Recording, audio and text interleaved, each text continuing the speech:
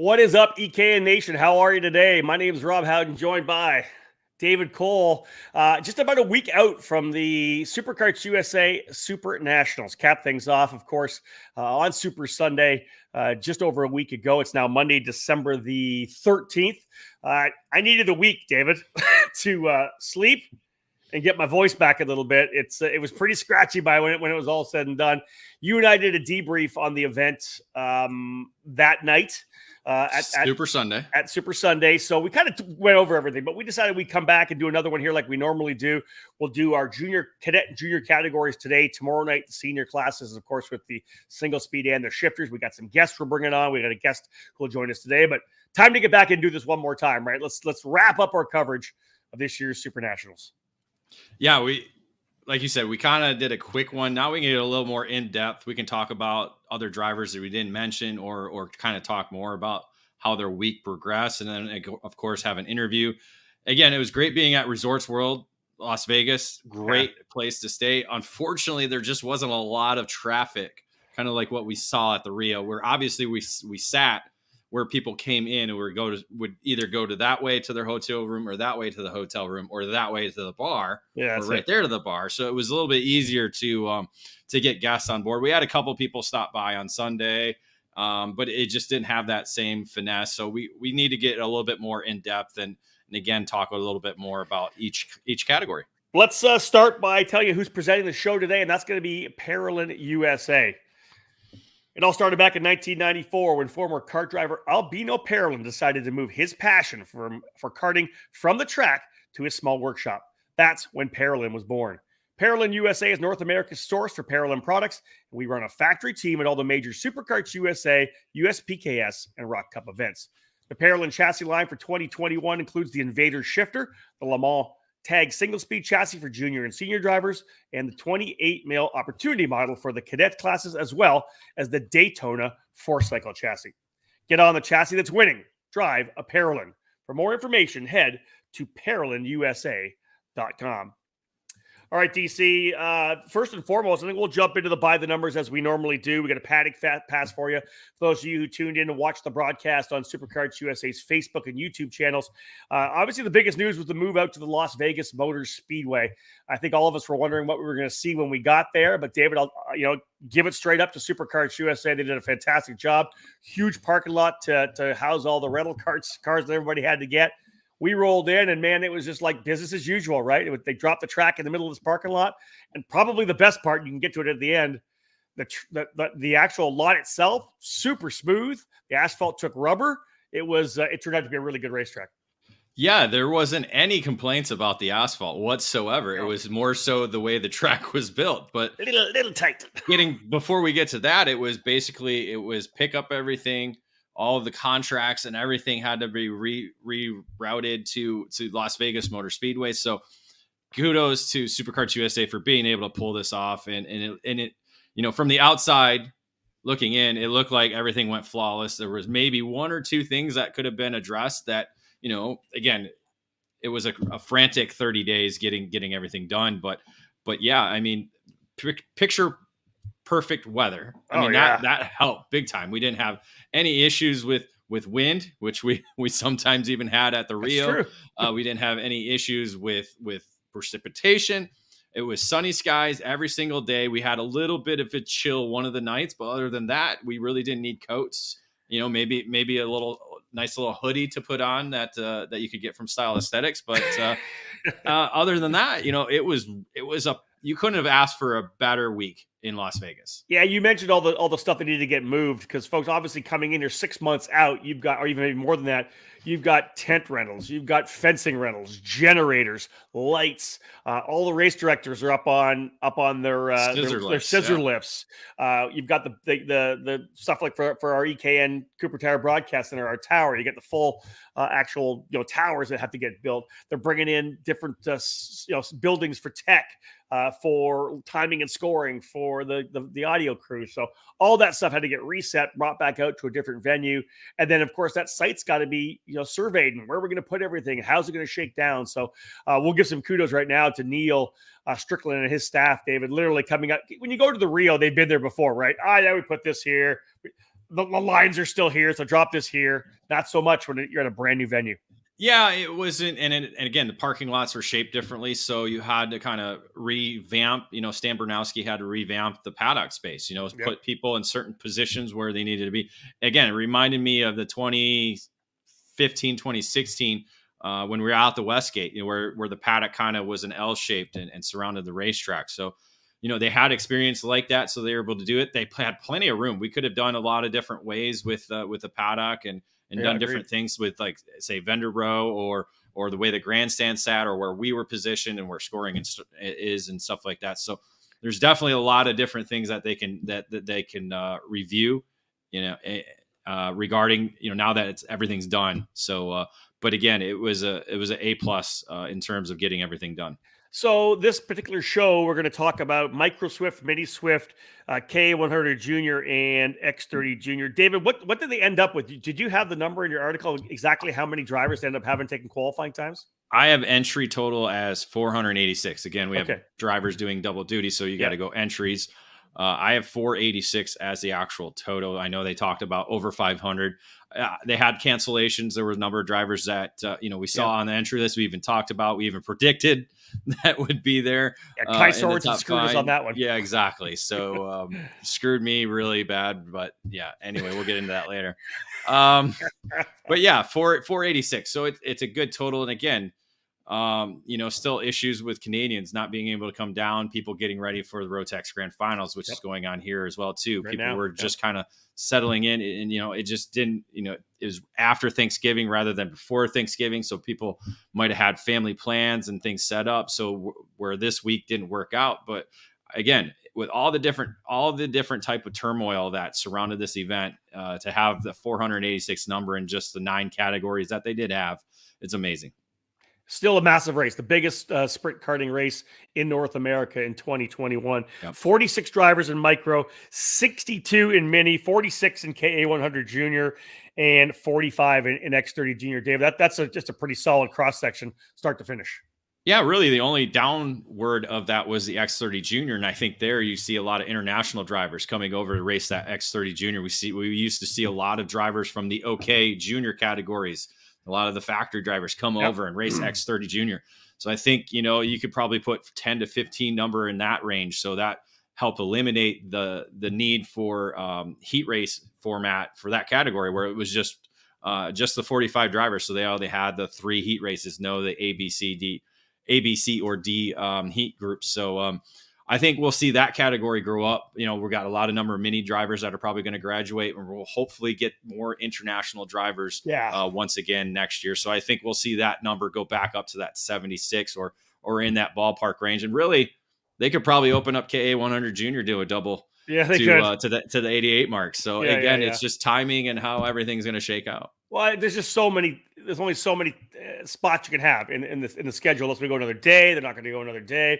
It is what it is, right? There's cycles that go back and forth. We'll see what happens that way. But just bottom line, as you said, great numbers. I will take the opportunity right now while we're here to thank our broadcast partners from that weekend. It was so great to have them on board with us. The Alan Rudolph Racing Academy was our title sponsor of the entire EKN live broadcast of that weekend. Acceleration Kart Racing was our Super Sunday presenting sponsor once again. Odenthal Racing Products came on board for the first time as our Saturday presenting sponsor, and Cartlift as well was our Friday presenting sponsor. So big thank you to them. And of course, as always, Cooper Tires. And we'll take time to say a shout out to Brian Williamson. Brian already posting on there. Hey, Brian, how are you? Thank you so much. Fellow number 37. Is he saying hello or I think he's probably saying hi. Is it the I heart? It could potentially be that. Essentially, my brother-in-law. So yeah. Let's go to the Paddock Pass, David, and start with the sponsor of the Paddock Pass, Acceleration Kart Racing. Acceleration Kart Racing has everything you need to go racing, from tires to helmets. They have a great website for you to order from, and kart racers ready to pick up the phone and answer your questions 6 days a week. With over 20 years of kart racing under their belts, Acceleration Kart Racing has the experience you need to help you succeed on the racetrack. You can rely on them to get the parts you need when you need them. Make Acceleration Kart Racing your go-to source for everything karting, so head to www.shopakr.com. David, all right, Paddock Pass. First and foremost, we talked about it a little bit already. Brand new location, brand new host hotel. We talked about doing the debrief show at the hotel. The hotel as itself, everybody said, this is the nicest hotel I've ever stayed at during a SuperNationals weekend. It was a great place. Rooms were beautiful. Couldn't ask for much more. And and a great slice of pizza. It's a 5-star across my every aspect. The only thing I didn't get to try out was the pool. And again, I heard people were in the pool Monday, so it was warm enough in Vegas for people to be in the pool during the day. So other than that, it was probably one of the nicest hotels I've been to, especially in Vegas. I think it was better than New York, even though I love the dueling piano bar down there. That was fun. But again, great food court. Different restaurants to be able to go to, and they have even more restaurants coming in that weren't quite open yet. Starbucks right there. That was one of the busy hot spots every morning as we walked over to get to our rental car. But yeah, plenty of different options right there on the strip. Again, that's key for a lot of people because they're there for Vegas. They're, those guys who are only in the afternoon. They can party all night long and sleep in and be able to go out to the strip. So, and we were right on the strip, like you said. Yeah. Yeah. We walked right. We actually walked from Benihana's down the road, right down the strip. So it was perfect. Right across the street from where we used to have the SuperNationals at the Las Vegas Convention Center. So that parking lot's still there. So you kept eyeing that every morning. I keep eyeing that, man. You could either stay at the Westgate or you could stay at Resorts World. A little in between. You got a little kart race going on. We'll see. We'll see what happens. I'd like to do it, but let's obviously big for the Paddock Pass, the layout of the racetrack, David. Let's talk about that a little bit. Like you said, very similar to what we had in 2019. Everybody said just a lot of tighter sections. Some people really liked it. There were other people that didn't like it at all. So just a couple of really tight sections. Yeah, and again, it's when we used to build these temporary circuits, it almost was like a square track. We didn't really round the barriers around the outside. We didn't round the barriers around this. And the karters kind of made their way, made the path of the actual racetrack, where SKUSA sets up the racetrack to where you have to stay within these guidelines of the barriers because it surrounds the entire racetrack. And there's certain wide spots of the racetrack. Obviously, the last turn coming to the start-finish line, and then it narrowed into turn 1. And then you have the tight turn 2, tight turn 3. And then it widens out for the straightaway down to turn 4. And that's where you get a little bit different. Basically from there all the way to the long straightaway. It was a lot different than what we have seen at the Rio. The chicane was really a chicane this year. It was very similar to what we saw in 2017 when we had that big curbing chicane. Yeah. Where we had a lot of guys jumping, especially the shifters. They would just jump right over it and then cut over it. And it was probably the slowest part of the racetrack that year. This was very similar to that, minus they did have curbs, and I think really you didn't use them unless you had to, unless somebody, they were designed so you wouldn't use them. So you wouldn't, but people did. And again, because if you're getting crowded, you're like, well, I got to use the curb. And so people were using them, especially in the pro shifter category. Those guys were using them like crazy. But it still provided good racing. It made passing more precise, I think, if that's a good word to use. Yeah, I agree. Yep. And again, as always, it held everybody. Like when you went on the defensive, just like we saw in 2019, it brought everybody back in. The minute a drivers went on the defensive, everybody else from the back closed up because the exit speed is so slow. And it changed a lot of the racing. Well, you see that everywhere you go now. I mean, anytime you run a defensive line, you're going to lose 2 to 3 tenths that lap. And if somebody's behind 4 to 6 tenths, they're going to close up and they're going to close up. And then especially if it's a group, then it becomes a little bit more chaotic. But, that's the way we have with our bumper system. You can run that defensive line and only get a little shoved from behind and not really get wrecked or that's it. Yeah.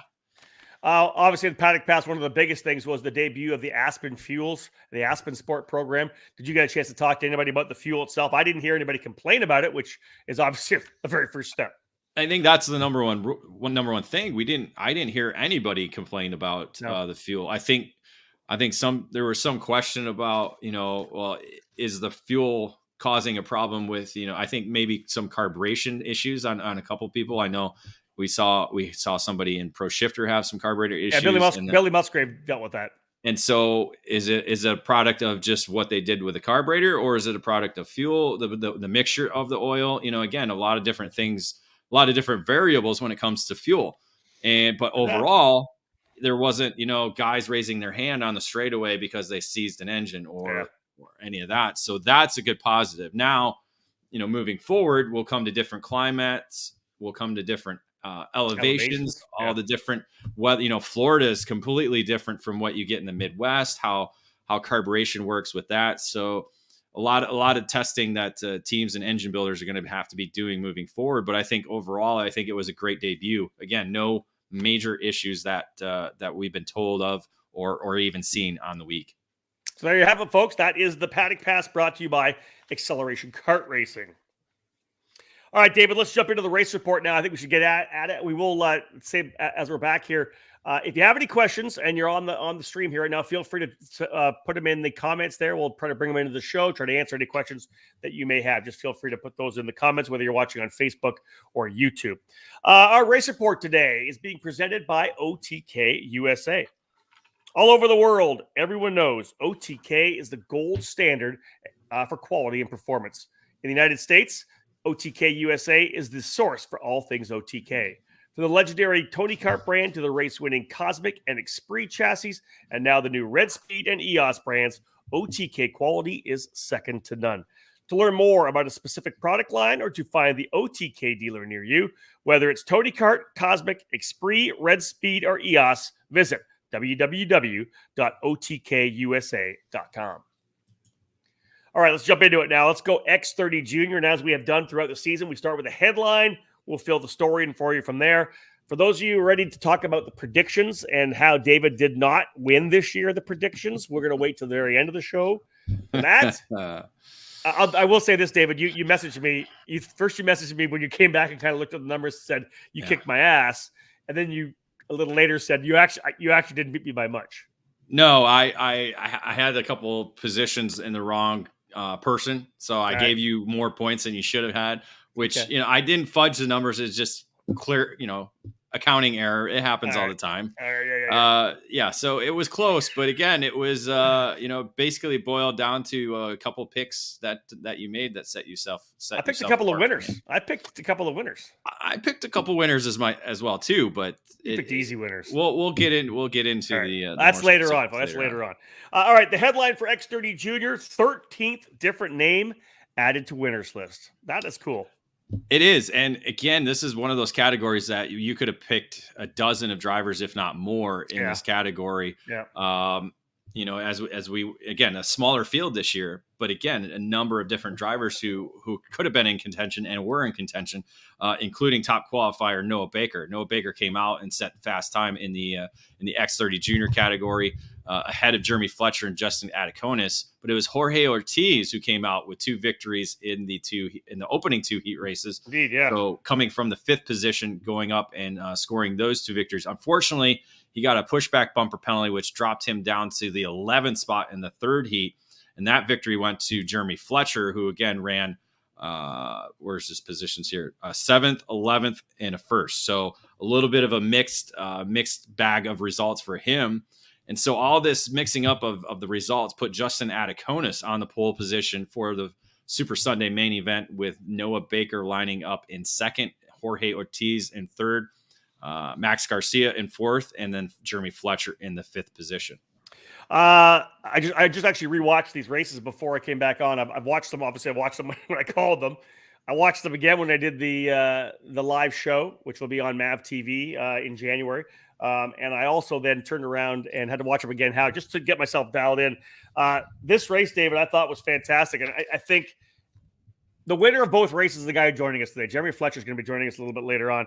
I wondered whether or not we'd have anybody dive out like that and be able to pull away. But from the very get-go, he's the one that was able to get out of the opening couple of corners, had the chaos behind him, and he put the good laps down and got away early. I thought that was super impressive that he was able to be the one guy that got out of the opening corners. Yeah, Justin Ataconis actually led the opening 2 laps, but by that time, Fletcher got to his rear bumper, made the move. And then from there, it was kind of a fight for 2nd behind him. And then Fletcher just continued to lay consistent fast laps down over and over to be able to pull away to a solid lead, and really just had no pressure the entire distance. let's give the time off the top here to give some props to Justin Adiconis as well. Again, the 3 heat race deal, you just can't make any mistakes. So didn't we tell everybody that you can't make mistakes? And this is a guy that didn't make any mistakes. He was so good in the heat races. Yeah, qualified third, ran 4th in the first heat race, and then 3rd in the other 2. So it's consistent, not making mistakes. And again, we'll talk to Jeremy about that. What happened in the opening 2 heats to put you behind because you qualified 6th or 2nd. So it's like, was it the outside line? A lot of things, because we saw a lot of tight racing in the X30 Junior heat races. A lot of some bump and runs and some contact here and there with a lot of different drivers, and a lot of, again, Jorge Ortiz had the 2 wins and then had the pushback bumper to send him to 11th. That essentially took the pole position away from him. So and that outside line running around turn 1, and how many times we see guys jamming each other 3 wide, getting into the barriers on the outside. Ask Brandon Jarzakrak. Yeah, true enough. Hannah Greenmeyer got the same thing. Hannah Greenmeyer got it as well too. A number of different drivers got into that mix. So it was a little bit. So again, Fletcher just was able to put down. And again, he wasn't the quickest car down the racetrack, but he had the most consistent laps as soon as he got out front. And I called that mid race when he knocked about. I think he knocked like 4, 5 4s in a row. Boom, boom, boom, boom. Right. And here's the thing. What I liked about it. Obviously, everybody's behind him. They're all kind of they're jostling around. Max Garcia was kind of stepping his way forward. He got back to like 5th or 6th, but just kept methodically working his way forward. He ended up being the guy at the front. But it was Jeremy's pressure, him pulling away and nobody being able to really catch up to him. I think it started to push that sense of urgency into a lot of drivers behind. Like, I don't want to run for second here. I want to see if I can't go get him. Yeah, and then once you got out to second, then people would come after you again. So it was really chaotic for that. And again, easy sailing for him. But good props to Max Garcia for getting that second spot. Again, rookie in the field to be able to move up to finish second. And he's got a number of podiums at the SuperNationals. He really does like the SuperNationals. And let's just say this too. It's not like he just walked away, because at one point, near the end of the lap, last 6 laps, they really started to close in a big way, right? And then the battle. Then I want to say Adiconis made a move coming out of the chicane, dove to the inside of Garcia to take the spot. And that racing allowed Chase Hand to get in there as well. Chase came up and was right there. So really, all that fighting allowed Jeremy to pull away at the end. But then we had this battle between Garcia and Adiconis. I thought Hand was going to come out with second at one point. He tried to do an over-under when they got racing out of turn number 10. All in all, it got to a point where I think Adiconis said, I'm not going to win from second, so I'm going to second to see if I can't get away. And then they just decided to race for P2. Yeah, and Hand crossed the line in the 3rd position. We got pushback bumper penalty, and Hand was the quickest driver on the racetrack, was credited with fast lap of the race. So that pushed him down to the 8th spot. That moved Caleb Gaffer up to the 4th spot, and then put Aiden Ingrata, a Canadian, up to 5th position. Yeah, and Gafera and Ingrata kind of worked their way forward as well, right? They were kind of teamed up a bit. They were able to catch Ortiz. Both 5 spots, back. Yeah, and then they just kept moving forward. So good shout out to both of those guys in getting themselves forward. And again, Gafera is the guy that ends up with the luck on that one. He was pretty quick, but had that one issue where he ended up in the barriers in one of the heat races. That knocked him down big time for the starting spot. So good job for Caleb to fight his way back forward in that Rawlison Performance Group deal. But again, 4.6 seconds. Once they started fighting, Fletcher was able to pull away. And he was. Hey, and again, because this was the second race, this was the back-to-back jacks, right? At the end of this one here. And again, this was the final weekend in junior for Jeremy Fletcher. What a great way to do it. Had already won at KA100 Junior, which we'll talk about next. This was a way to cap off your junior career with an exclamation point. It certainly was. One more thing before we move to KA100 Junior, we got to talk about Christian Miles. I know we talked about him in the debrief, but 100%. He had an issue in qualifying. Got a penalty. No, it was a penalty. He got a penalty. It was for swerving at somebody. And again, they were hammering down on that type of stuff during the sessions. But so basically started 45th every heat race, got up to 20th, and I believe got into the top 20 in the 3rd heat, and he actually I got the results. 18th, 20th, and 10th in the 3 heat races. Ridiculous. So I think he had 70 some karts passed by the 3 different by the end of the heat races. So that put him 17th on the main event, and he was able to move up 7 positions to the 10th spot. So And to be honest, he was like almost 8th at one point. Like there was that he was in that bit of yes, he really was in the top 10. Yeah, Vinny Phillips, Brandon Carr, all those guys were in that great fight there. Noah right? Baker as well in there too, yeah, along with I believe Sebastian Weldon. He was one of those that was kind of keeping ahead of everybody. So a really good weekend. Miles is among the many karters going down to Sebring this week for the Lucas Oil School shootout. Karting shootout that happened this weekend. Well, take a little momentum in there for Christian because that was, and I didn't pick up on it the first day. Finally saw it, so I kind of watched it in the third race because we do the best we can, obviously, to see who's moving forward. But I hadn't been alerted to the fact that he got that penalty. I didn't know he started last in those races. So, man, everybody has a different experience in the Supernats, right? Sometimes sometimes you're up front battling away. Sometimes it's this life experience thing where you fight from the very back and pass all these guys. There's 486 different stories this SuperNationals. Again, everybody has a different story. There's a lot of there's many good ones. There's those that are just there to experience it.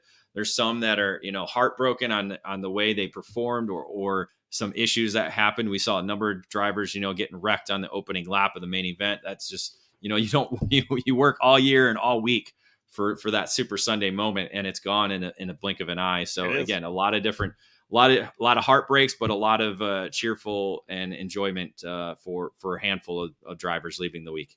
To tie it back to your title, David, Jeremy Fletcher becomes the 13th different winner in X30 Junior at the SuperNationals. Yeah, again, no repeat winners in the many tag junior that it began with and then moved to X30 Junior. We've had no repeat winners, and we won't because we'll talk a little bit more about Jeremy moving up to the senior ranks later on. All right, this race report brought to you by OTK USA. Let's move into the KA100 Junior class, and the headline: exciting final lap as Fletcher earns first SuperNationals win. Now, we say that because KA100 Junior was third in the order. So, it doesn't really go with the way we scripted the debrief here. But it was his first victory of the event because it was the third in order. And again, this was one of those race categories where there was a handful of drivers who were in contention. Jesus Vasquez Jr. started the week off with fastest in qualifying. We're like, oh, man, this guy's ready. He's ready to have that breakthrough performance. Unfortunately, it didn't kind of end up that way as Fletcher was able to score both the first heat and the second heat race wins. Ended up being Noah Baker, who scored the third heat race. He was in the contention for the heat race in the opening heat race, but he had, I believe, a broken reed or something mechanical happened to him on the last lap. So that put him 35th in the order on that race. So he pulled off a second in heat 2. And then a win in heat 3. So that lined him up back in 9th. And the KA100 Junior category, when you're starting 9th, that's a little bit harder to come through rather than, say, X30 Junior. But another driver I want to bring up too is Cole Kleck was very strong in the heat races. I'm not sure what happened to him after that. I just had a quick look at my results and got him down in the 21st position. I didn't get a chance to pick up there, but I will give props to him. He's a pretty quick kid out of Texas who was third in both of the first and second heat races. Not sure where he finished heat race 3, but started 4th on the grid. So man, obviously a pretty good overall group of heat races for Kleck. But again, Dave, Jeremy Fletcher, like you said, a couple of wins there, and he and Adakota's able to get out in X30 Junior. He'd already done it because he, again, was able to, all that chaos around him, got a pretty nice little lead from the very get-go to the start of that race. Yeah, this time, the first race, which was this category, he and Elio Meza were able to break away. So very similar in style of that, except this time Meza was able to stay with Fletcher, and Fletcher was heated. Well, no, didn't Fletcher was able to get away for the first half, if I'm not mistaken, and then Salim Hanna lined up with Elio, and they were able to reel in Jeremy together for a little bit. Yep. Yeah, they reeled him in. And then Hanna lost the draft, and it was just Fletcher and Meza at the end there. But so it was basically a duel for the victory. Another guy that was good late in the late going a bit, we'll talk about more about him a bit, was Cooper Shipman. He had a really, really strong Super Sunday. But I love the finish of this one here. It was wild. Elio Mesa runs for Iron Rock Motorsports, really settled into second spot, didn't put a lot of pressure on. Jeremy, of course, made the kind of block to the inside a little bit to start the last lap. Mesa does the over-under, passes him on the inside, and then they roll through. And once they get to turn 4, Mesa went on the full defense mode. Jeremy went to the outside, and in turn 4, the kind of hard hairpin left-hander, absolute textbook over-under, and coming out of the corner, had the spot. Mesa was kind of on the outside, maybe a quarter of the way up, and the track kind of comes back around. The Bears bring it back around, and Elio just didn't want to give it up and crowded in and got into the Bears, and that really was it right there. I want to say he bent or broke the right front. I think he just completely sheared off the spindle from the tie rod. So it was basically the tires were pointed this way. It looked like he was trying to keep going. He made it up to the right hand corner, the next corner, but once he got through there, it just wouldn't turn. So he parked it off to the side. Just a great SuperNationals last lap. Overtaking move into turn number 1. Nice bottom move. Jeremy tries to find a way back, but defensive into 2, defensive into 3, and then defensive into 4. And I got a textbook over under. Great pass. Yeah, and again, it's just every 2 drivers going for the same piece of real estate. Fletcher had the advantage, and unfortunately, Mesa thought he did, and didn't have the not confidence, but the know of to get out of it, let Fletcher have this next corner and then close back up onto him before you get to the chicane, because I think something still could have happened if he would have backed out of it. But again, it's KA100. You're thinking momentum. So it's almost like the minis and micros. Anytime you get off the gas, I don't want to do that. But in this situation, it's better to maybe yield this corner so you can get him maybe another corner down the road. So Mesa being out, Cooper Shipman, as I had said, who had such a great race, ends up finding himself up into second spot. Salim Hanna, who had dropped back.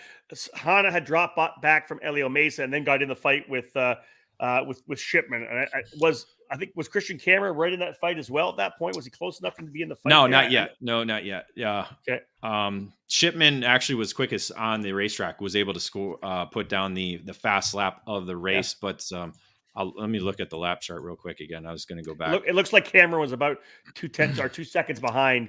Yeah, I think Cameron was a bunch with a bunch of drivers. I got to go to my notes here. Yeah, I think he was with a bunch of drivers that was behind them. Yep. I'm looking at it right now here. Yeah, Shipman, I think actually what it was is Shipman ran down Hanna, was able to close up on the last lap and steal that, what would have been the 3rd position, and then became second when Mesa retired. So and then behind them, Cameron was able to get ahead of a group of drivers that included Baker, Chase Hand, Elliott Cox, finishing 5th, 6th, and 7th. Then Noah Baker able to come up after the issues, as you said, in the heat races, end up P5 all total. Bottom line is it was just a fantastic run to start off Fletcher's day, right? Yeah, I mean, a great way to get that first win under your belt. And again, we'll ask him if it helped carry the confidence into the X30 Junior category. But all in all, get that first win under your belt, become the 3rd different winner in the category. Again, it's only the 3rd year that we've had the KA100 Junior division at the SuperNationals. We had James Wharton win in 2018, Brent Cruz win in 2019, and now Jeremy Fletcher in 2021. So and three solid names right there. Three solid names. And as we know, Jeremy Fletcher, as he said, on the podium as well. Last race is an X30 Junior, X30 Senior beckons, and what a great way to cap off your junior career with literally dominating both wins, scoring both wins in the junior classes. And again, become only the 2nd driver ever at the SuperNationals to win 2 categories in the same year. He joins Connor De Felipe, who did that in 2005 outside Sam Boyd Stadium. Yeah, that's it. All right. You know what? He's waiting for us. He's been waiting for, I think 35 minutes. Let's bring him in. He's been very patient. He has been. Appreciate. Jeremy Fletcher, thank you so much for joining us on this edition of the debrief here as we wrap up the SuperNationals. You sat back while we extolled how great you were there. I guess I could say, has it sunken in? How good does it feel a week out of the SuperNats knowing you got a couple of trophies behind you? I mean, it hasn't really, it just started sinking in day after day, one of 2. It was just an amazing feeling knowing I got both wins. It is. Because, we talked about this before we went on. The level of competition in the X30 Junior class, the same goes for K100 Junior. So hard for David and I to predict who we could put in the top 5. How do you prepare for coming into a race like that? You know you're going to be fast wherever you go. Do you have to just kind of leave your expectations kind of wide open? I really take it after the first practice session. and then we just build from there. Just think about what I need to work on. We just keep building all weekend until it's all laid out in the final. Let's talk about that first practice session. Did you roll off? Were you pretty happy when you came off the track for that first time? We know the track changes a lot throughout the course of a SuperNationals, but did you feel like you guys were going to be on the right page from the get-go? Yeah, we were definitely fast. The only thing was there was definitely a lot of double yellows and reds. That was my only main concern was, say I get out to a lead like I had in X30, and then you get a full course caution, everybody's back in it. Yeah. Thankfully, everybody learned the track, but yeah, we were just fast out of the gate. And that's one of the things. You ran obviously both categories. One was in the morning, one was in the afternoon. Talk a little about that. I know that it would have been nice not to have to rush around a bit, but it really, made for some long days for you guys. Yeah, I mean, we'd get to the track and we'd have 12-hour days. We'd be on track at 8:50 and we'd leave the track at 7:50. It was just really long, spread out days. Let's start with the KA100 Junior race. You were really able to leverage the pole there to jump out front, and with all the chaos that happened in 1 and 2 behind you, you were able to pull out a big good lead. Eventually, you got reeled in by Elio Mesa. Did that cause you any concern, or were you just kind of ready for the one-on-one battle? He was really fast. He ran me down from a big gap. I was actually surprised, but once he started pushing me, I knew it was just going to come down to a 2-kart battle. I think he would have pulled away, honestly, if he would have passed me, because he definitely had pace on me. He called me from miles back. He did. It was a pretty decent little advantage. He makes the move on you in turn number 1. Now, again, this is the racecraft you've learned over your many years, right? With the coaches you have on your team. What did you say to yourself? He goes by you inside of turn number 1. Was turn 4 the first plan, or was there any other? Did you just kind of settle in and kind of try to figure out what was going to happen over that final lap? I was kind of happy when he passed me, honestly, because I was just going to try to find a hole in his blocking. This track was definitely good for the over and under. I did it multiple times in many of the heat races, but I knew 4 was a big one because it kind of like the corner almost cuts off and you get like an extra kart length. So as soon as I got in there, I knew I was good. So I like that. So passing that early put you in the aggressive position opposed to being on the defensive the entire last lap. Yeah, I mean, I thought I was just going to find a hole in his blocking and just get under him, and that's what I did. Anytime during that race, did you think, just come by me, just go by me once? I just want to kind of see because I know a lot of drivers like to measure up who they're racing against. Did you think that, or were you like, I'm just going to hit my marks and go forward? I would kind of take little peeks back just to see where I had advantages on him, but I really didn't want him to pass me knowing how fast he was. Okay. And I will say this, you didn't look back very much. You say little peeks. I don't know that I mentioned this in the broadcast. I kept looking, and you did not look back that much. I would almost just kind of look like this and just see him in my peripheral to see if I gap him out of the corner a little bit. Is there anybody in your paddock? Is Gary or one of the guys rip on you if you look backwards? They just want me to really stay focused, just keep hitting my marks, and just keep doing what I'm doing. And that's exactly that. All right, so that's your K100 Junior. X30, obviously a little bit different. We talked a little bit more about that battle and how things kind of shook down. Overall, what were your thoughts on the X30 race? I knew I wasn't starting great, but we had a great first lap. I don't know if I was in second, but I came out of the first lap very fast. We were fast at the start, got out of Konis, got around him, and I just put my head down, kept putting in 4s, and walked away. What about the opening 2 heat races? You qualified second. Was starting on the outside lane the issues for you in those 2 heat races? Kind of fill us in on that. I mean, the main thing I did learn is you didn't really want to send it into turn 1 around the outside and try to hold it because you'd have things like Jar's Crack where they ended up going into the wall and just running it out. So I just tried to tuck in wherever I could find a gap and just roll it through the first lap and settle down. So there wasn't any major issues. You just kind of got shuffled back. Okay. Yeah, you just kind of have to find the gap so you don't go in the wall. You win the first one. Obviously, as David had said, there's only 2 guys now, including you, who have won 2 because normally there's not those 2 races to run on. Yeah. Over the last couple of years, we've had X30 Junior and the junior class, or and the K100 Junior. Not a lot of seniors do double dirty. You're going back to Connor De Felipe. How much did the first win help you with the second one? Did it give you confidence? Did it give you a better feel of where you maybe needed to be in a battle, or was it just a confidence thing? I mean, yeah, it definitely boosted the confidence knowing we had the pace and we're able to run at the front of that, and getting the win was definitely amazing. So I think it did help me going into junior X30, also knowing like where to pass and how they're going to block and everything. Did it take some pressure off? I've already got a trophy. I'm good. I can I take mean, second if no, I have to. I definitely wanted both of them. That Yeah. was the main goal. I was telling my mechanic Dalton, I just really wanted both wins to cap off the career. Talk a little bit about the people that help you. Obviously, I know you got a big team behind you. The family's behind you. Talk about the crew that put your equipment together for you. Yeah, we got Gary Willis from Gary Willis Racing. We got Brandon from Allison Racing Engines. You got Dalton, the mechanic. I mean, they're all just amazing people that are helping me get the go-kart together. You got OTK that makes the chassis. Odenthal, like you guys mentioned earlier, for the motor mounts. You just got the whole team that helps me.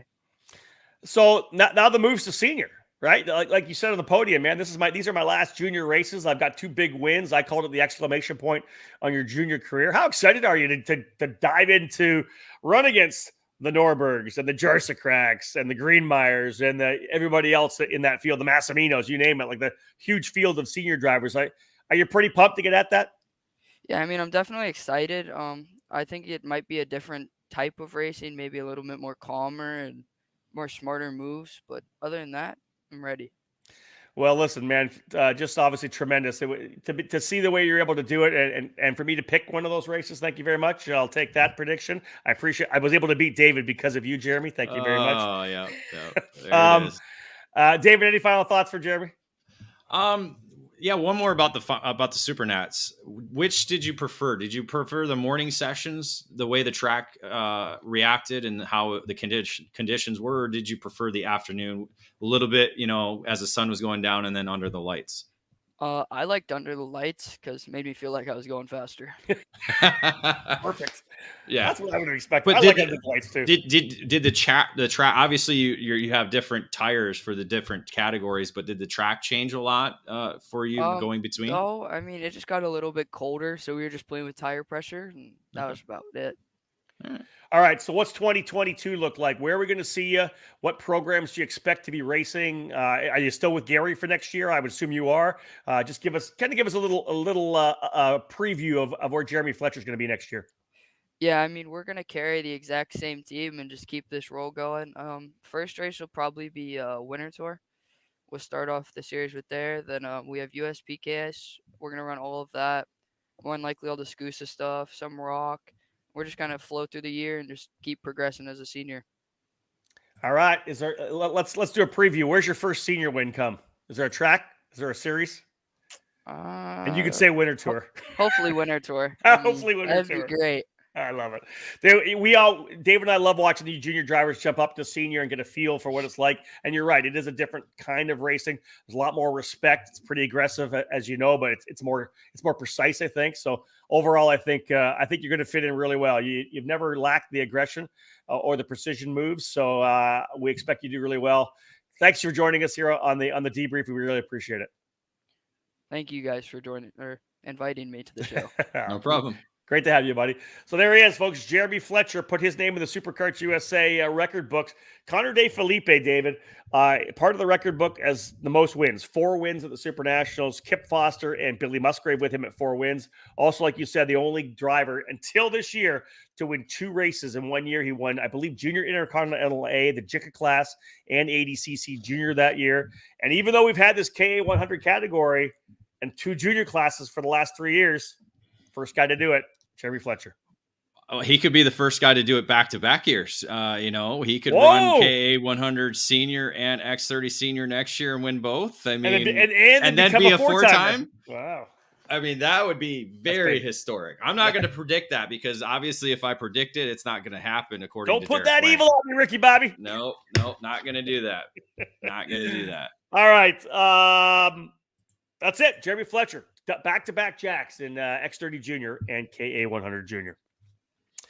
All right, David, let's jump back into the race report here. Get brought to you by OTK USA. Again, this is what I want to grab it. Episode 87.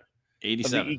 Our 87th EKN Debrief, which is, of course, our review show that we put on. I love doing it here on YouTube and primetime. I think we'll do more of these, a lot more of these in 2022. You'll just have to take the morning off, get a little sleep in. I don't mind that. Yeah, that sounds good. You're into that? As long as it doesn't interfere with March Madness, because that's my I gotta I'll have the TV on here. I can watch. We can make some adjustments. You so have That's I true. scream and yell, That's really all right. loud, it's because I I'm don't care. watching the TV, not what you're talking about. Let's go to Especially mini. your predictions. Listen, I normally beat you anyways in the March Madness thing. Yeah, I do normally beat you. I think no. In the pool. No. Yeah. I'll go back and look. Hold on. Keep talking. All right, here we All right, here we go. Let's go to Mini Swift because this is the one that we didn't predict going in. You wouldn't have thought was going to happen after qualifying. Let's just do this here. The headline for Mini Swift: SKUSA Pro Tour champion Vid Montien shows patience en route to victory. What a great story!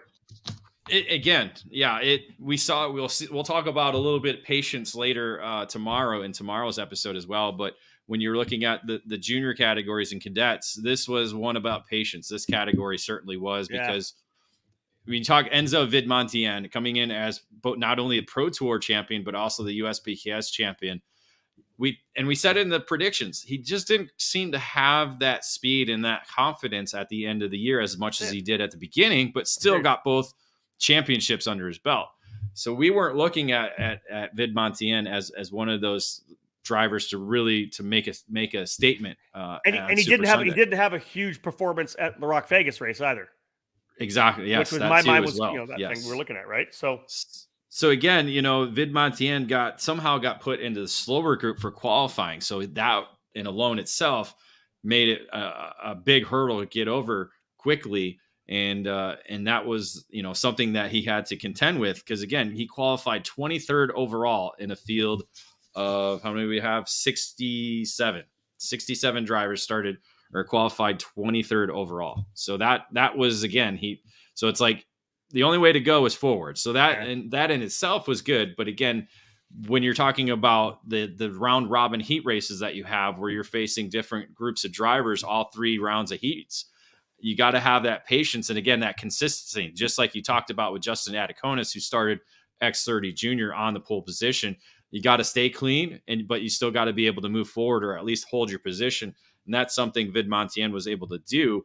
But out front, it was basically a Parolin party going on.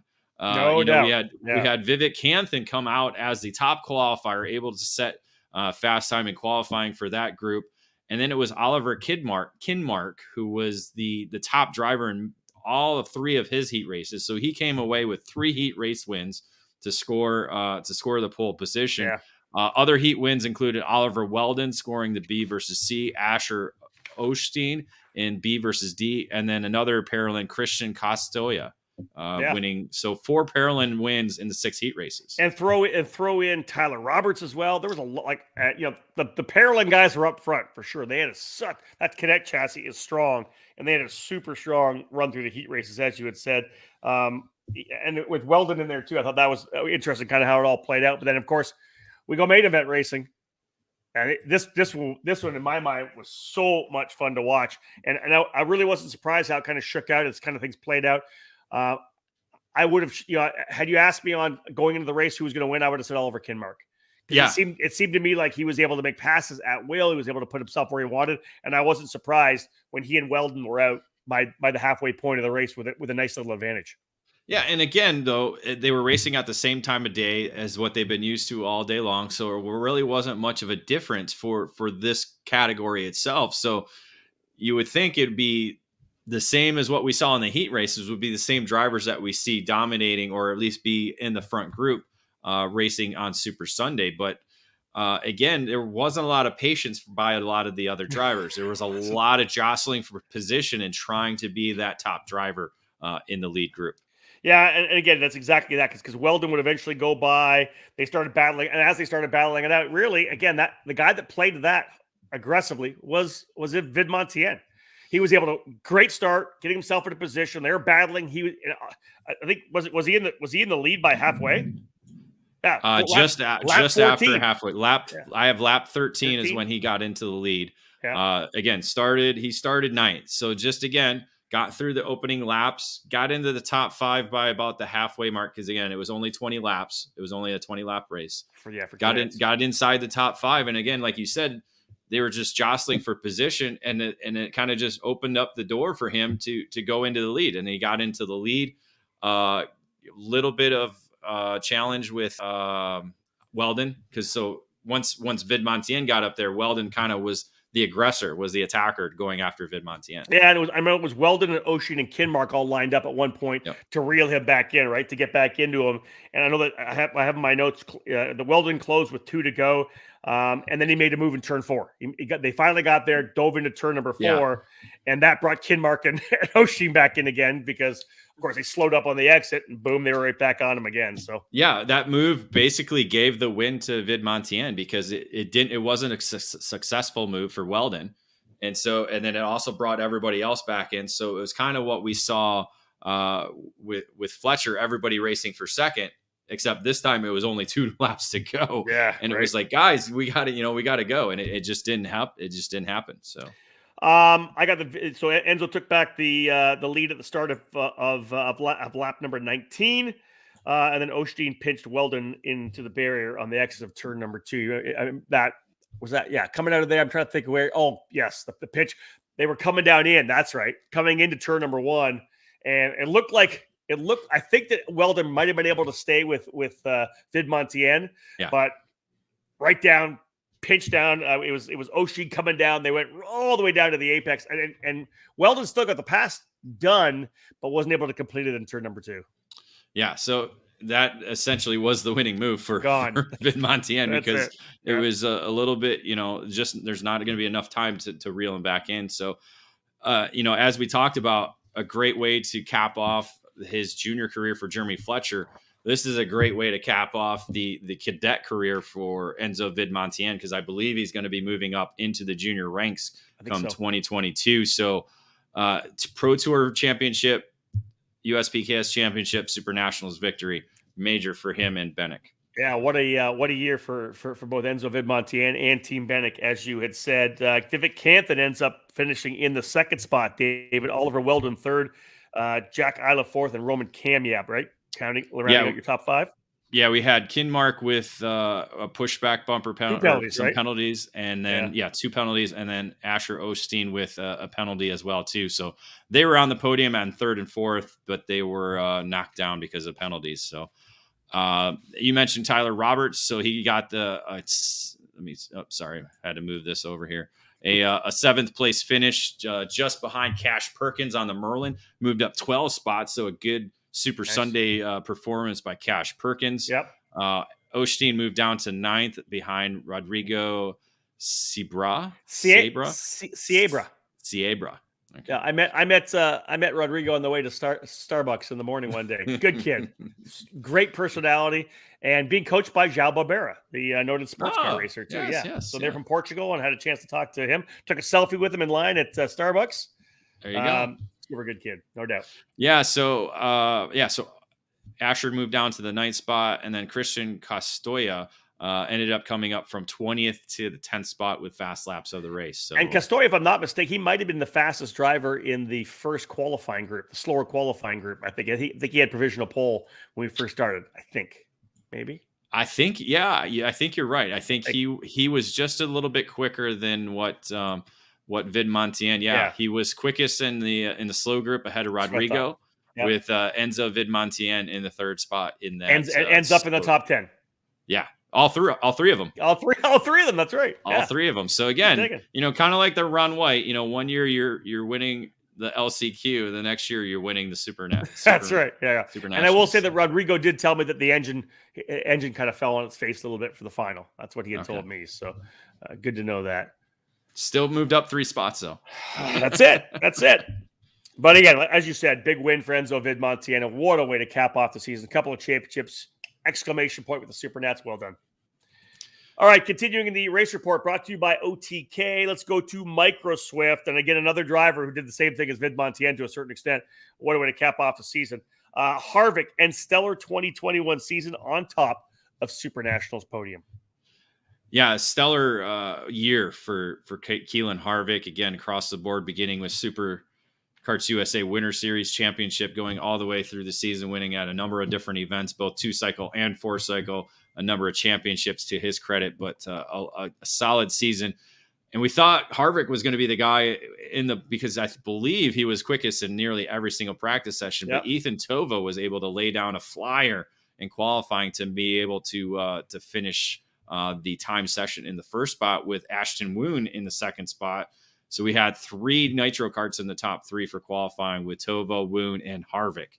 And then you get into the heat races, and that's when Harvick kind of pulled the trigger a little bit and was like, "This is my show, guys," and was able to pull off the win in all 3 heat races. Again, another driver who, when he gets out front, he pretty much puts down some consistent lap times, and then any type of fighting behind him, he's able to pull out a little bit to an advantage. So when it came to the main event time, Harvick was on the pole position with Ethan Tovo on the outside of row 1. Let me comment on the heat races first, David, before we jump in there, because I just want to say this. I want to say, obviously, probably a career race for Ethan Tovo. He was in the hunt, racy, strong. Could potentially put the cart seemingly everywhere. Was fighting with Keelan throughout the weekend too. So Ethan, huge a weekend for him, and a kid that I think we're going to be talking about for a couple of years here. I think he's one of the youngest micros there, and that's Lucas Palacio. I had picked him to be in the top 5. We saw what he was able to do on the Pro Tour, working with Greg Welch from Forward Direction Motorsports on that Cosmic. Comp Kart. Really, really impressive. Comp Kart. I meant Comp Kart. Thank you. It's okay. Yeah, it's the yellow. They used to have Cosmic. Oh, I didn't know that. I didn't know that. Well, I know that I was on the Comp Kart all year. Well, J3 used to be Cosmic, remember? They were old school days. Now they have their own chassis called the Comp Kart. But Lucas was, I think, P2 in the first 2 heat races, right? 2 heat races, yeah. Literally was in the scrap. I have a feeling this is a kid we're going to be watching for to be up front next year, running for a lot of wins. And he's already got a Pro Tour win under his belt. I know. Yeah. So he's got the confidence. And again, you got to be consistent through the 3 heat races. And a 26 in heat number 3 cost him the opportunity to be able to start on the front row, or at least row 2. And I think he ended up in the wall on the outside of turn 1. I think he got pinched out at the start and got into the barriers at the very first lap or something like that, or early in that run, I think. Yeah, so anyway, let's jump into the main, David. Harvick and Tovo on the front row. Strong nitro kart front row. Yeah, and they were able to hook up and work together to get away. They did have now you said his name. I don't want to mess it up. Now I asked him I know who you're talking about. I asked him on the podium to make sure I got it right. I've been thinking about this all day, and I can't remember how to say it. It's Faithan Sarapon.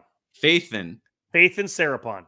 No D. I always say the D. He told me it's like George Michael. You got to have faith, right? Yeah, exactly. Faithan. Yeah. Right? Faithan Sarapon. Faithan Sarapon. We're going to make because he's going to be a kid we're going to be talking about too. He's going to be another one. Yeah, that's exactly right. And it was those 3 drivers that were kind of able to break away. And unfortunately, Tovo did not leave his wingman. He kept on the back bumper of Harvick, and they were able to eventually, after the halfway point, get away from Faithan. So it was really a 2-driver fight. That's it. And then Sarapon, he got back in. He was right at the line coming across with them, but it only was because they were battling of on the last lap battle. Exactly. Yeah, exactly. I mean, it was he lost the draft enough to be able to not fight on that last lap, but then as they got to the checker flag, was there wanting one more lap. But that's it. One more lap, and it would have been good. In the end, like you said, Harvick was able to hold the position. Tovo did whatever he could in the last, trying to go around the outside to get the better run. I really wish the start-finish line was a little further down. It was the closest finish of the weekend. Was it really?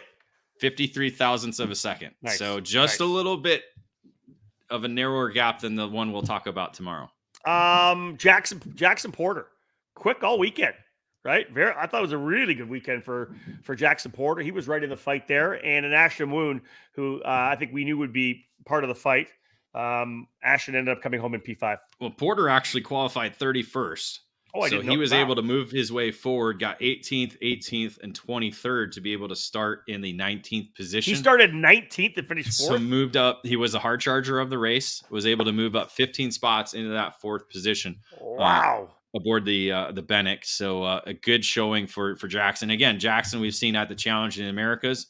Hopefully we'll be able to see him again when we head down to Musselman Honda Circuit in Tucson at the end of January. We got to go back to this one because we literally didn't mention it on the debrief at the Resorts World. No, I didn't see it. It was Braden Robertson back in KA 100 Junior. Yes, we did. We didn't. I don't remember doing. I don't remember doing it. Obviously. Well, that might have been the class that you stepped away from. Oh, that's true. Yeah, he was the hard charger in that category. His dad dropped the hammer. He's a crosslink driver, right? Yeah. And it was and they finished 10th and 11th. Aiden Rudolph and Braden Robertson. Robertson finished was able to just. fight. Normally we have the hard chargers in here. I forgot about that. Let's make sure we have the hard chargers for tomorrow. So we give those. Sorry about props. that. Yeah. That's all right. Is it my internet that's lagging or yours? I don't know. I can hear you. Everything's fine with me. All right, good. All right. Yeah. Probably the family upstairs. So Braden Robertson in K100 Junior. We didn't get a chance to talk about them. I'm sure they're hopefully they'll wait in for that one. But yeah, that was a great run. 31st he started, you're saying. He qualified 31st and then started the main event in the I lost it. No, I meant Braden.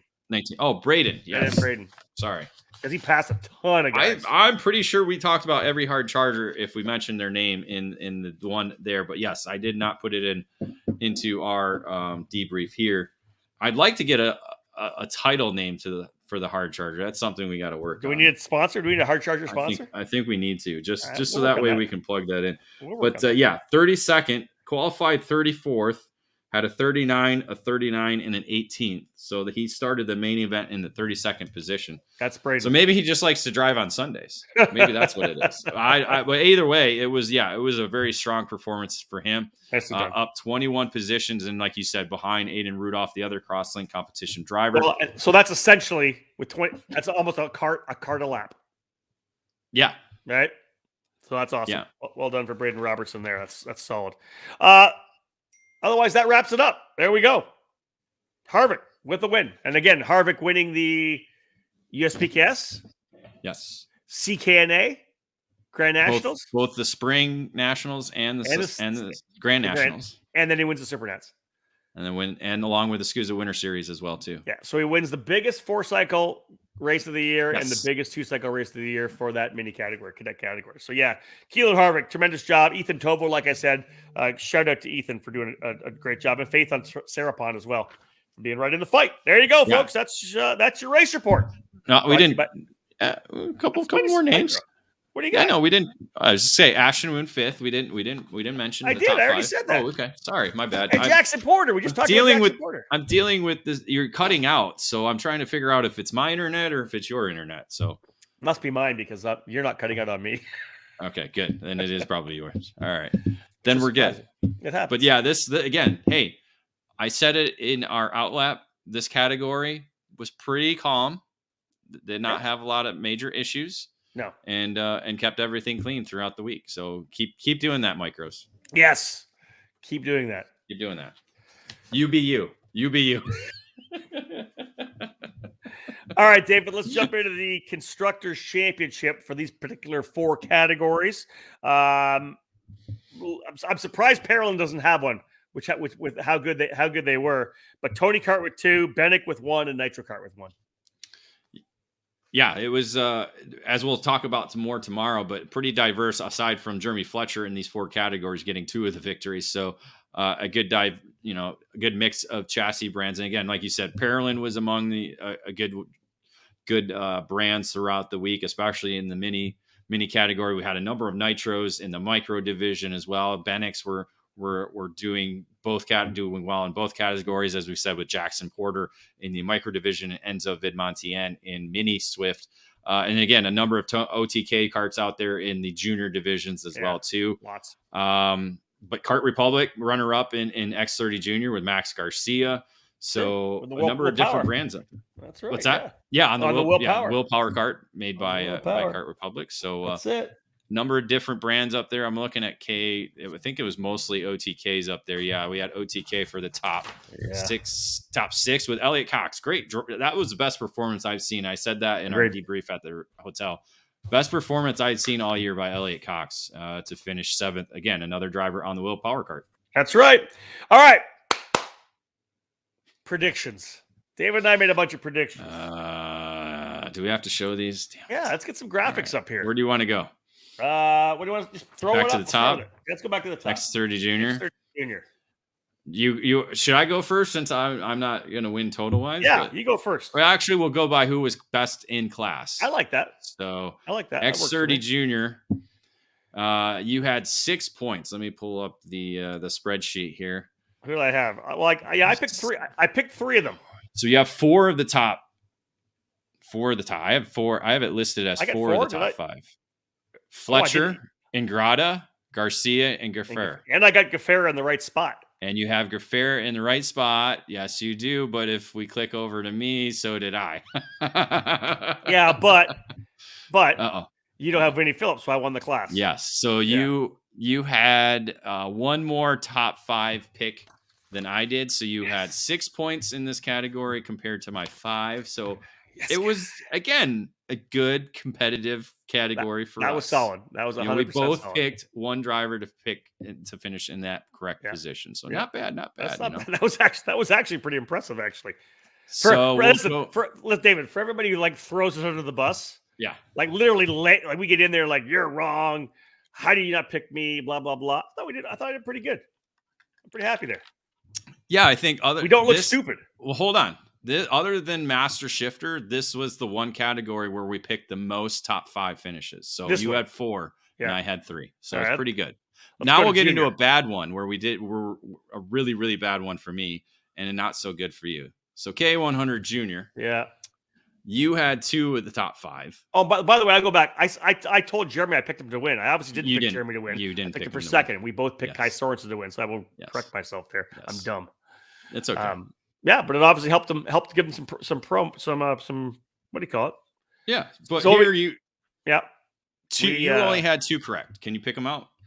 I had Fletcher and Noah Baker.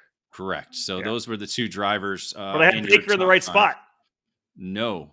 Yeah, I picked Baker 5th. He finished 5th. Let me see that. Hold on. So now I got to go back. Oh, shit. I missed that, didn't I? Yeah. Thank God we can do this. See, it's good that we go over it, so we'll adjust the point totals for you. Hold on. So that gives you 1 more point now. So that's good for you. Yeah. Good stuff. So let me update. Damn it.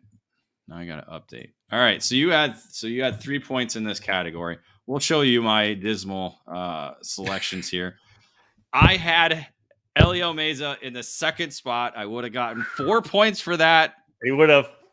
But then listen. I'll give you the props on the Elio Mesa pick because he's a heck of a young driver, and I just hadn't picked him to get in this position, and he was right there, like you said. And Vasquez, I did pick Vasquez, and he was fast all weekend. He was fast again. It's just the cookies did not crumble my way. Yeah, Ingrata and Aiden Rudolph ended up finishing 10th, not 5th, but still in the top 10. Yeah. And, he just didn't have that pace to be in the top 5, which, it happens, that's sometimes how it goes. And Ingrata actually was watching the race from the sideline. I think he was involved in an opening lap wreck. So that did not help my predictions at all. So I beat you there too. So yes, you beat me 3-0 for those keeping at home. It was 6-5 in X30 Junior, 3-0 in KA100 Junior. Awesome. We will go now to Mini Swift. Can you tell me how many you got right here, Rob? I got 1 right. I have 1 guy, right? No, Jack Iliff. I have 2. There you go. I got 2 guys in there, but nobody in the right spot. Correct. Yeah. I picked Iliff and Vid Montien to be there, and they were both in the top 5. That's there you go. And if we go to mine, it shows the same thing with Iliff and Vid Montien in the top 5. Yeah. So essentially, this category was a wash. We were both 2 for 2 in this one. Did not set the world on fire in that one. No. All right, Micro Swift. How are we looking? This is me. I ended up with a whopping 1. Wow. I got the winner. But you had the winner. So that's 6 points for you. It's a good point. I mean, that's as many as you scored in X30 Junior. Good score. Good score, Rob. Unfortunately, I had a little bit of a better score than you did. What do you got? Let me see what yours looks like. I have the winner. Yeah. And then I have Gianmatteo Rousseau. Oh, I'm sorry. Sarapon. No, you have Sarapon. Yep. That's what I meant. Sorry. All right. Wrong person. So you nipped me on that one. So I got 7 points out of that one. So if you're counting at home, 7 points for David, 6 points for Rob. Where do we end up all told? So that essentially puts us, and I adjusted the total already, Rob at 17 points and David at 14 points for the 4 categories that we began with. So sweet. All right, back there you go. here. Yeah. So yeah, nice. I will say 7 is not the highest score from a class. So Really? We'll have our highest score in a category tomorrow. Hold on, I'm gonna quickly look here at my. No, I wanted to see. I wanted to quick look through, see if I could figure out who it is real quick. Oh, come on. I wouldn't talk about it if it was you. You're such a dick. You're such a dick. Let me see here. Well, it wasn't Pro Shifter. It definitely wasn't X30 Senior. No. You had a good score there, but not quite the highest. It wasn't KA Senior, was it? No. Oh, it's Master Shifter. Oh. You got it perfect. No, you didn't. I did not have it perfect. But first, second, and third. I picked the winner. You picked the winner. And 4 drivers in it. And you know what? The funny thing is Musser was second, but got the pushback. Yep. Yeah. Wow. So see, yeah. That's good. Well done. All right. We'll talk more about that class tomorrow. All right. So let's wrap things up, folks. We're back tomorrow again. Same time, David, or we have to go 8:30? Oh, 8 p.m. is going to work. Yeah. I wasn't sure what's going on with the Dave playing sports dad. No, that was tonight. I got back in time. Yep. All right. So let's jump into the EKN Trackside Live race calendar then. Let everybody know where we're going to be because this season's done. Let's do it. The next one. All right. This edition brought to you by Franklin Motorsports. Franklin Motorsports is a leader in the karting industry with over 50 years of combined karting experience, and they can provide you with everything you need to go racing. With a large online product selection, select track support events, and a wide variety of shop services, Franklin Motorsports is your complete karting source. They specialize in IME engines, tilt seats, and of course, their championship-winning Merlin chassis. They've been supplying racers with start-to-finish support at race events for years, from providing a helping hand on a weekday test outing or in a club event, to full arrive and drive packages at the highest level of karting competition. For all things karting, visit franklinkart.com. And David, not just championship winning Merlin, SuperNationals winning Merlin chassis as well. Again, another category we'll talk about tomorrow. That's it. So again, we're off for another 3 weeks, January 7th to the 9th. It's no rest for the wicked, that's for sure. Superkarts USA Winter Series back on. AMR Miami Motorplex AM presented by MG Tires. AMR Motorplex. I thought, AMR Motorplex Homestead. No, literally what they have. It's AMR Homestead. No, AMR Homestead Miami Motorplex presented by MG Tires. That's the way it is. Shake my earbuds off. Lots. Down at Homestead. You and I are going to both be there for the opening round of the SKUSA Winter Series. A lot of kids jumping from micro to mini to junior to senior. Not many guys going from senior to masters. No, you only save that for SuperNationals. That's Joey Wim said. That's right. And then 3 weeks later, we'll kick off the new Challenge of the Americas series, the Musselman Honda Circuit for their first round. 15th year, right? 15th year for the Challenge of the Americas, if I'm not mistaken. Entry open today, right? Opened on the 8th. We put out a press release. Oh, that's right. Letting people know, reminding people about that today. So very excited. Yeah, get your hotels for Tucson and Phoenix for sure because of the surrounding events going on in those cities. And then obviously Sonoma is always a busy area during the month of March and April. So book that one as well too. But they're expecting to get obviously the entries pouring in before Christmas and then just after New Year's and then kind of shape up what they're hoping to be a record season for the challenge program. And then go ahead. As you said, not much turnaround. No, not much turnaround. And again, that's the difference. That's the downside. And again, something we talked about in the paddock a little bit was the guys doing the. It's not a lot of time for the winter series, and SKUSA's got to regroup. All the teams have got to regroup. Competitors have got to regroup, and so having it before Thanksgiving kind of helps you give those 2 extra week buffer to get ready for the next season. So yeah. We're hoping that SuperNats is going to move back to that. I'm hoping too. Yeah, as Jerry Brown just says here, Fletcher's senior debut at AMR coming this weekend in the SSKC, the Southern Florida Sunshine Karting Championship, and then he's going to Daytona as well. Yeah. So for some guys, not a lot of time, right, Dave? No. Well, when you live in Florida, you're expected to race 12 That's months true. out of the year, right? I actually talked to Mike Rawlson a bit earlier today. No, I forgot this one too. And he told me that they're super busy. They're obviously taking carts out. Of course, all the Rawlson Performance Group carts from the SuperNats are all for sale. So if you're looking for a go-kart, give Mike Rawlson a call. They're packing up and heading back to Florida. And yeah, Ashton Woon, why didn't you predict me in your top fives? There's like 10 guys we could pick.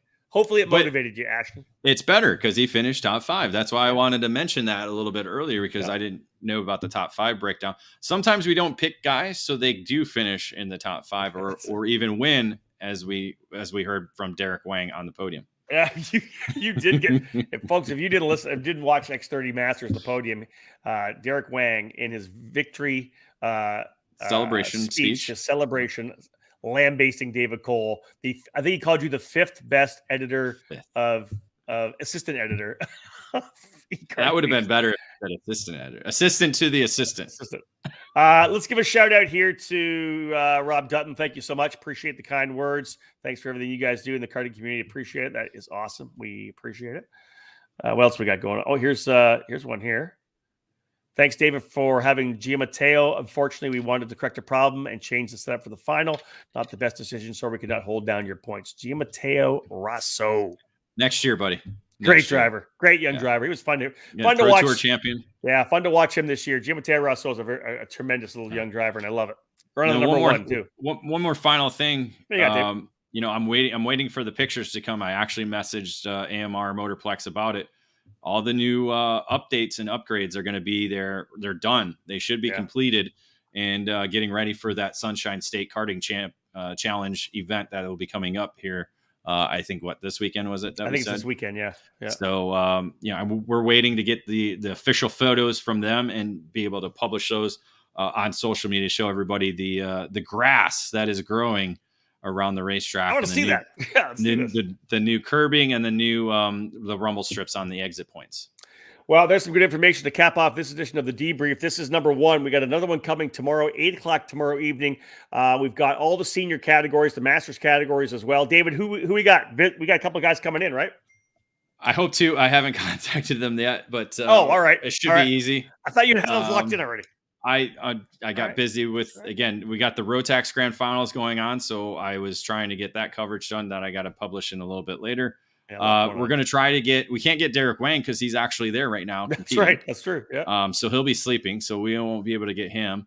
We'll try and get Joey Wimsett out of his barn, see if he can, and the stash. We'll see if he's shaved it yet, or we'll see if he's keeping it. And we'll try Ryan Norberg. And we'll try and get Ryan Norberg as well too. So again, we'll try to have a few guests and see what happens. Again, it was a long week. We're still recovering. And as always, it was like I'm literally still not recovered yet. My voice is still a little scratchy. Any of our shows like this that we have on Facebook and on YouTube, if you're watching on Facebook, it will be archived on YouTube. You can go there, watch it on YouTube anytime as well. We'll push that out tomorrow, let people know where they can go on if you missed it or if you just came in late, like Sean Bailiff just did. Sean, how are you? Probably getting ready for the new season as well at Trinity. Probably getting ready for WK. They got the Margay Ignites going down there, and they'll probably do some KA racing down there on the Kart Republics. So they'll be busy. Otherwise, folks, thank you so much for tuning into this edition of the Debrief. We are back once again tomorrow with another one to cap off our coverage of the Superkarts USA SuperNationals. Thanks again, folks. We do appreciate it. Big thank you to Parolin USA for being our presenting sponsor here today. On behalf of David Cole, my name is Rob Howden. Bye for now.